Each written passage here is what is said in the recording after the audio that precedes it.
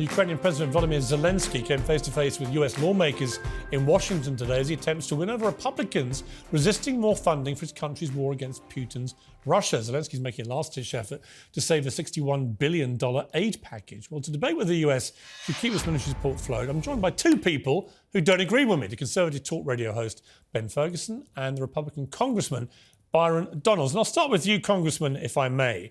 Well, here's what I don't get.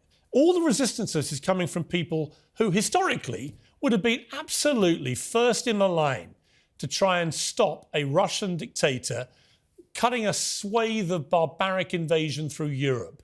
What's happened to you guys? Why are you prepared to let Putin win? First of all, Piers, I think that's the wrong way to even phrase the question. We're not prepared to let Vladimir Putin win anything. The only thing we're saying is that you have to actually take care of issues at home first. If you actually do that, there'd be a lot of ability to move Ukrainian aid in Congress. I have some disagreements in that. Number one is there's no accountability with this money whatsoever. Number two, Joe Biden has had no view of what this mission actually is. He wants to cover up his own derelictions with his disastrous foreign policy that has led us to this point right now, not just in Ukraine, but in my view, in other areas around the globe. But House Republicans and now Senate Republicans, our mission is clear. Secure our border. Get that business done. It makes no sense to give Ukraine upwards of $200 billion from the American Treasury while our nation is overrun by some estimates Why can't of you 6 do to both? 8 million migrants. Why can't you do both? It makes no sense. Just do both. Listen, to be truthful, nobody trusts this administration. They're flagrantly violating a border security law. Yeah, but this comes law. back... Not even immigration law, this is border security law. I agree with you that what's happening on the border is completely out of control, a dereliction of duty by Joe Biden, and it's got to be fixed. But America is, last time I checked, the #1 superpower in the world, the richest and most powerful country on earth. Are you telling me it can't control its border and at the same time stop a Russian dictator taking over European countries? Really?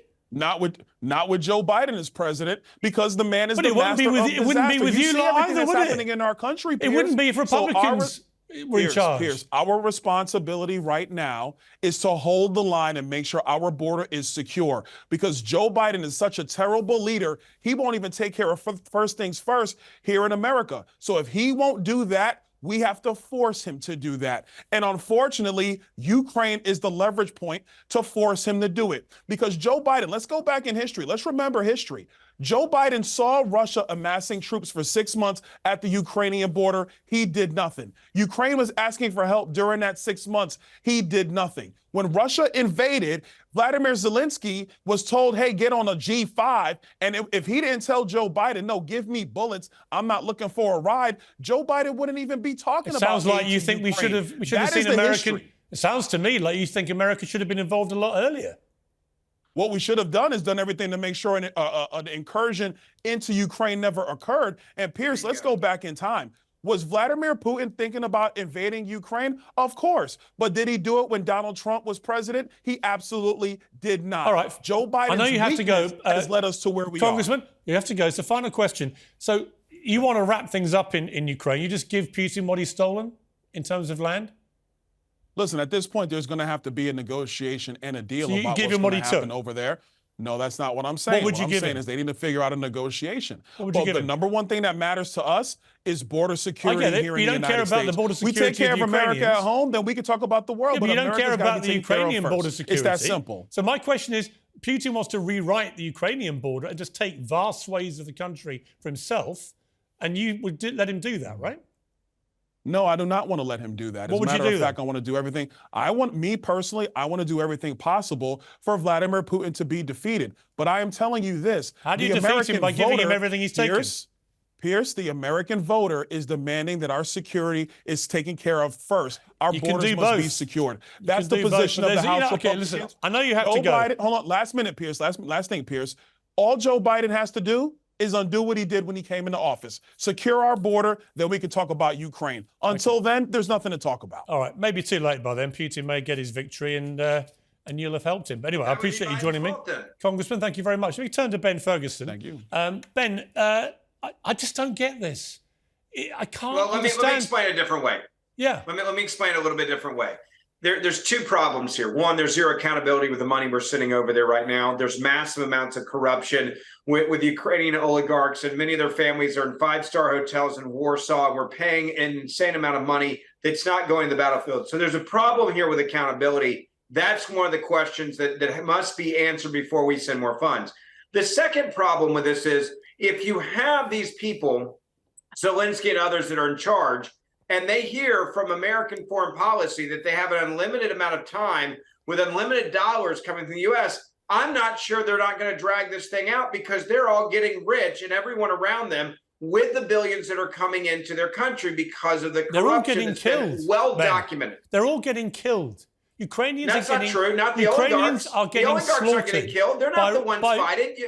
How do you, a Republican, let me ask you a question. When Saddam Hussein invaded Kuwait, for example, did you think it was right that America went to support and kick him out? I think it was right the way that we fought that war and we got them out quickly and we didn't stay forever on end. And that's right, one of the different problems here. You agreed that when somebody invaded a sovereign country, the right thing to do, even though Kuwait was not a member of NATO, was for American forces, including troops on the ground, should get involved to kick him out, right? Piers, there's a difference between Kuwait. Did you agree with that? First of all, do you agree with that? Yes, because it was a quick interaction. So why don't you agree with helping Ukraine? There's a never-ending date here, and that's part of. I'm not dumb enough to give an open check and just say to a country that has massive amounts of corruption, many believe worse than even Russia when it comes to corruption in their government. Here's a blank check indefinitely for decades on end. That's not what America's doing. There's another part of this. America's given 2 years. That's exactly what we're doing. America's given exactly hang on. No offense. It's not your tax dollars. It's my tax dollars. Hang on. So America's given. Not fitting the bill Ben, let me talk. America's given just about 2 years of money so far, right? And Britain's been the second biggest donor of money. No troops on the ground like there were in Kuwait, no tanks, nothing. Just giving money to Ukraine to fund their military operation so they can try and defeat a Russian dictator who illegally invaded their sovereign country, just as Saddam Hussein did to Kuwait. 2 non-NATO countries being defended by America, one you completely endorsed and supported, and one you want to run away from and let Putin have a victory. You're a Republican. When do Republicans want Russians to win like this? This is where you're wrong. I didn't say run away. I said accountability. I want there to be accountability for this check that I'm writing as an American taxpayer. By the way, with money we don't have that we're then borrowing and then having to finance going to corrupt people in Ukraine. There is a huge difference between these two scenarios. Kuwait was a very short-term implementation of a process to win, and then it was over. That you could have done 10 Kuwaits in the time frame that you've done 1 Ukraine, which is at a stalemate at best right now. How are you going to feel if you don't give the money? Corruption. Final question and brief answer, please. How are you going to feel if the money doesn't get given to Ukraine and Putin actually defeats Ukraine and then starts invading other countries near Ukraine? It's not on me. That's on Joe Not Biden. on you. Joe Okay. Biden's the Joe. Actually, it is on Joe you. Biden's foreign It would policy. be on you and everyone. It is Joe Biden for not securing the border. It would be on you, and it would be the first time. People. Be the first time in modern American history where it was the conservative right that allowed a Russian dictator to rampage his way through Europe and take what he wanted. When you're being and held I find hostage. that staggering. Piers, when you're being held hostage by a president of the United States of America that allows for 8 million people to invade your country in the last year and a half since he's been president, then and he refuses to do his job, and this is what you have to do to hold him to accountability, you do it. So if you want to blame someone, don't blame me, say I'm cutting and running. I can't stand Vladimir Putin, right? I can't even travel to Russia if I wanted to in peace times. The reality is this is Joe Biden's fault that he's not held them accountable for the money we've already sent and refuses to ask questions about the corruption. Ben Ferguson, always good to talk to you. Thank you for joining Uncensored. I appreciate it.